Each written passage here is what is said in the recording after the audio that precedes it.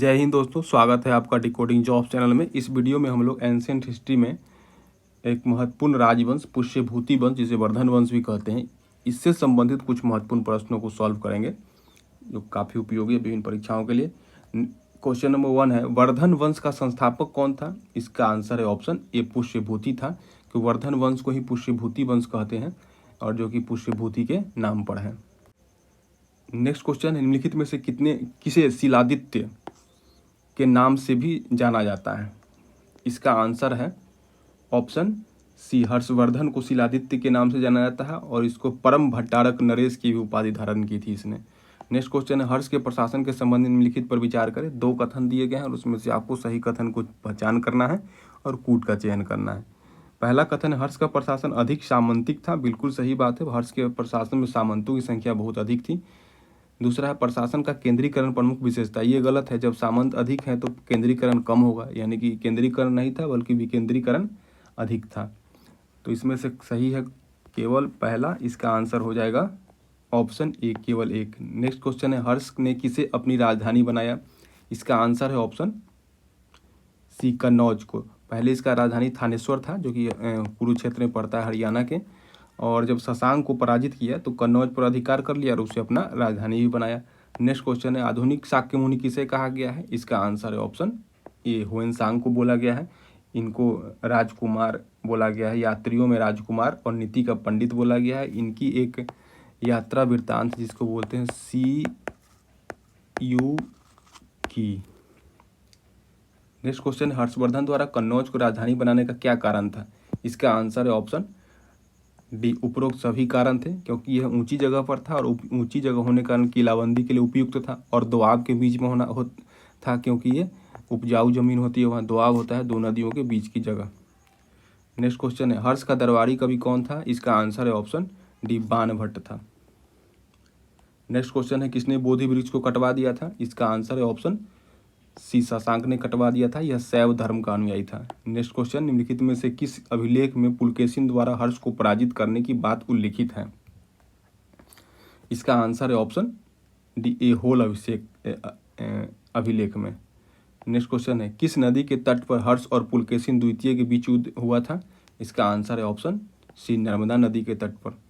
Next question, Harshvardhan द्वारा भूदान के संबंध में निम्नलिखित पर विचार करें। 2 कथन दिए गए और इसमें से आपको सही की पहचान करनी है, सही कथन की, और फिर कूट का चयन करना है। देखते हैं पहला कथन, पुरोहितों को भूदान देना बंद कर दिया गया है। ये गलत है, पुरोहितों को भूदान देने की प्रथा जो थी वो अभी भी जारी रही। दूसरा कथन, हर्ष ने पदाधिकारियों को शासन पत्र द्वारा जमीन देने की प्रथा चलाई। ये बिल्कुल सही है, तो इसका आंसर हो जाएगा ऑप्शन बी, केवल 2। नेक्स्ट क्वेश्चन है, निम्नलिखित में से किसकी रचना हर्ष द्वारा नहीं की गई? इसका आंसर है ऑप्शन ए, कादम्बरी की रचना हर्ष ने नहीं की है बल्कि बाणभट्ट द्वारा की गई है, और इसकी एक और है हर्षचरित, इसकी रचना भी बाणभट्ट ने की है।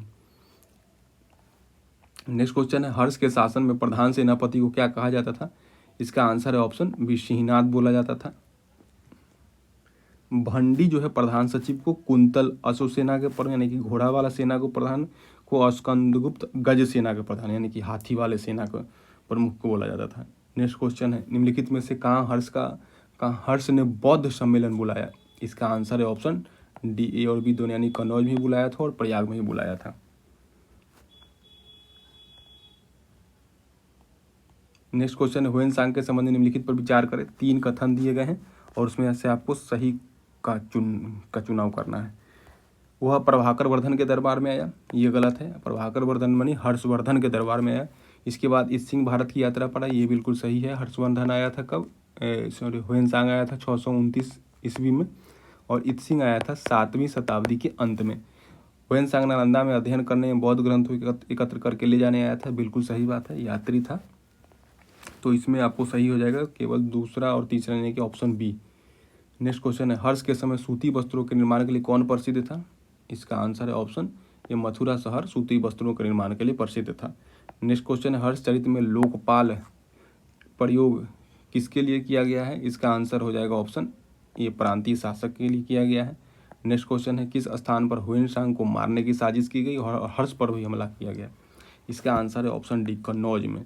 कन्नौज में जब सम्मेलन बुलाया गया था, बौद्ध सम्मेलन, उसमें कई देशों के राजा उपस्थित हुए थे। इसमें रूप प्रदेश के राजा भास्कर वर्धन भी था और विभिन्न संप्रदायों के कई हजार पुरोहित भी सम्मिलित हुए थे। इसी में जो है सो वाद विवाद हुआ, चर्चा पर चर्चा हुई थी, जिसमें हुएनसांग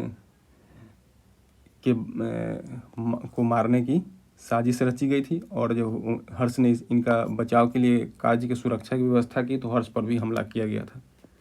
नेक्स्ट क्वेश्चन है, चीनी यात्री हुएनसांग के अनुसार हर्ष को राजकीय आय यानी कि आमदनी थे कितने भागों में बांटी जाती थी? इसका आंसर है ऑप्शन सी, 4 भागों में। पहला भाग जो था वो राजा के खर्च के लिए था, दूसरा भाग जो है विद्वानों के लिए था, तीसरा जो है पदाधिकारियों के लिए था या फिर अमलों के बंदोबस्ती के लिए, और चौथा धार्मिक कार्यों के लिए था। नेक्स्ट क्वेश्चन है, हर्ष ने कहाँ के शासक से बलपूर्वक बुद्ध के दंत अवशेष को प्राप्त किया या छीन लिया? इसका आंसर है ऑप्शन ए, कश्मीर के शासक थे। तो यही थे कुछ महत्वपूर्ण प्रश्न। फिर मिलते हैं किसी दूसरे वीडियो में दूसरे टॉपिक के साथ। Thanks for watching.